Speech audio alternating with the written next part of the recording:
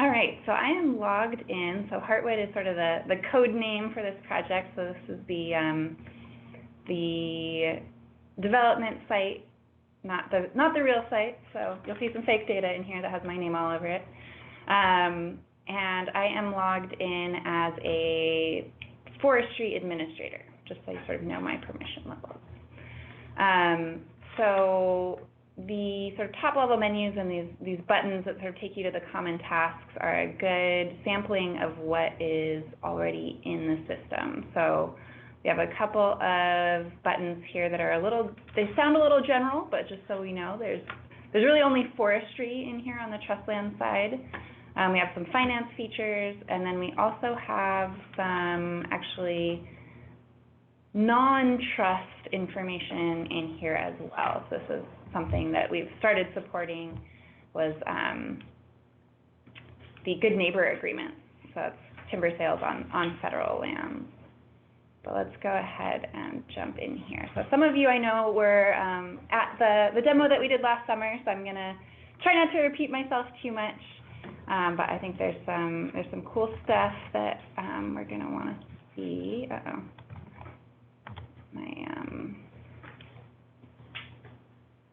My button is hidden because of the way the screen is set up. Oh. I can't get to. Do you want to make it smaller, maybe?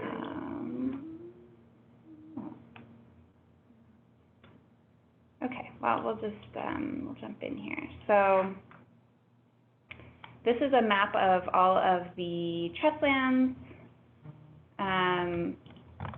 that are here in the system. Let me zoom out a little bit so we can actually get to here.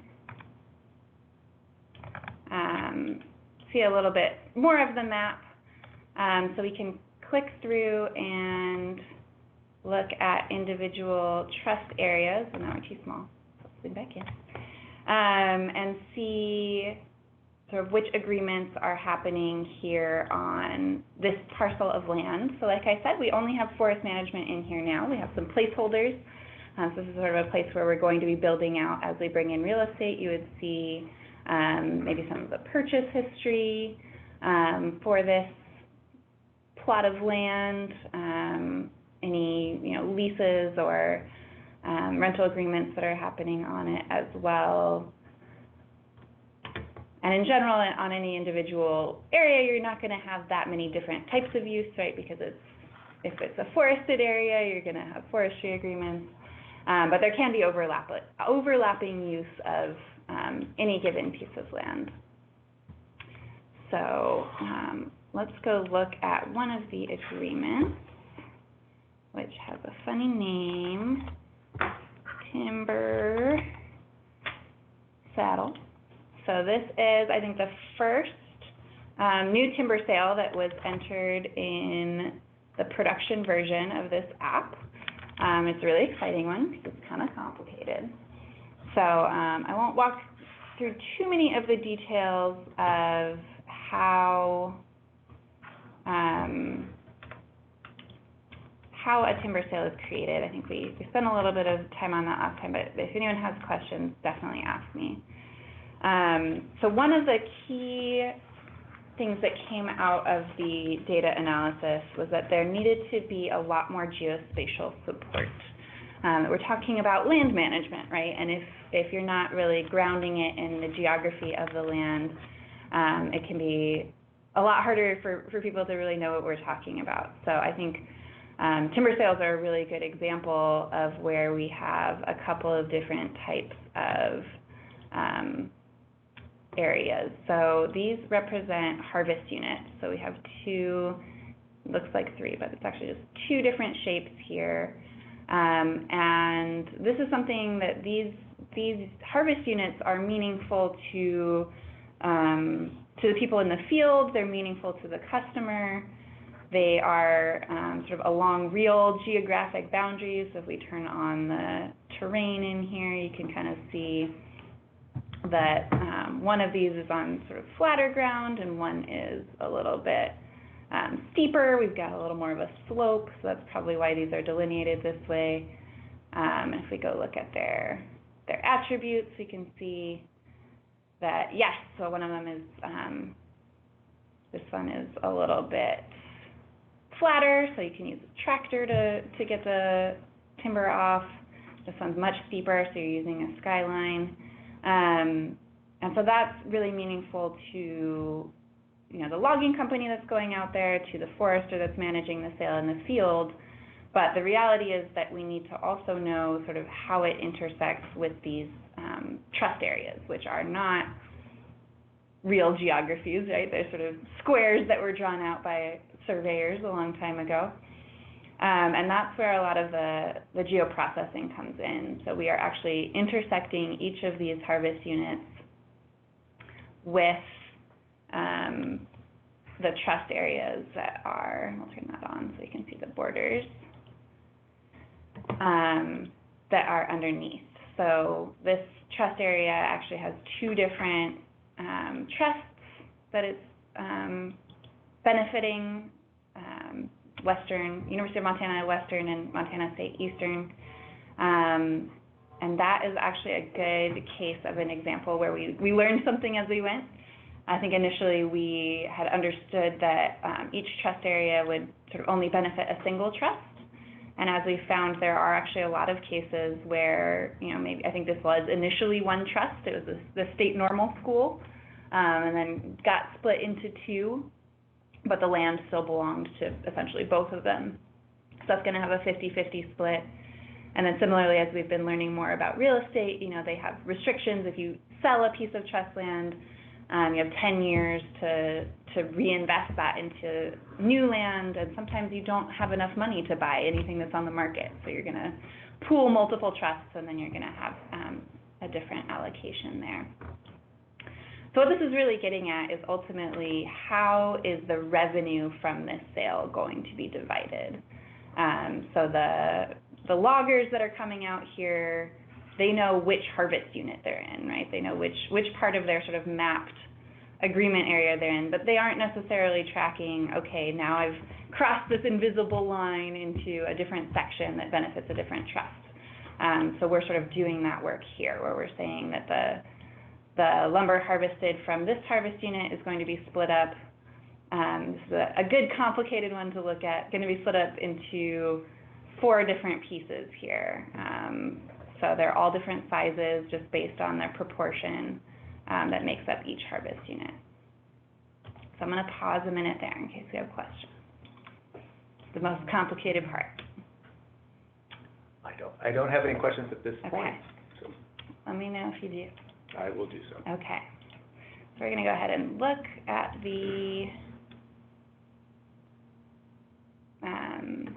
agreement page now. So where this really becomes important, right, is like I said, the revenue. So we're going to create an invoice.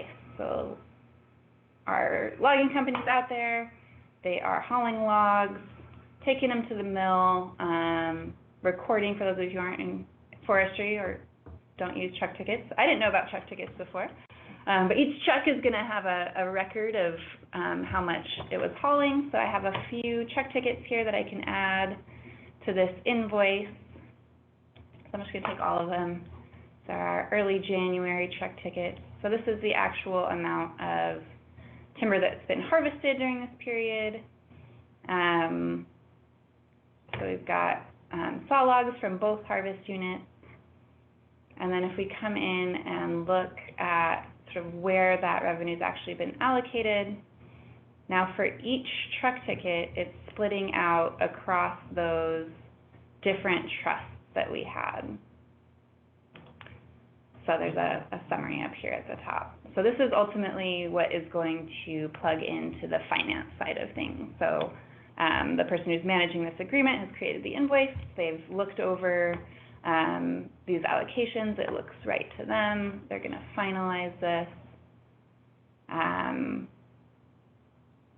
they would print it out, and this is what you would actually send off to your customer. So they know how much they owe you. They don't owe you anything right now because they've already sent you a check. But, so that's sort of the bureau side of the process. And then where the finance connection comes in. So down here, now that we've finalized this invoice, we can apply a receipt. And this is somewhere where I know that not everyone has their sort of land management and their financial systems as tightly integrated. So in this case for Montana, the cashiers are actually entering their receipts right here in this system, but we could also be reading in records of payments received from an external system. And that was sort of our understanding of what we would do initially, is that that the cashiers would still be in TLMS 1, but as it turned out with the schedule, we actually finished integrating the cashier receipt entry before we went live, so we never had to use that connection, but we did design the system so it can read in receipts from somewhere else.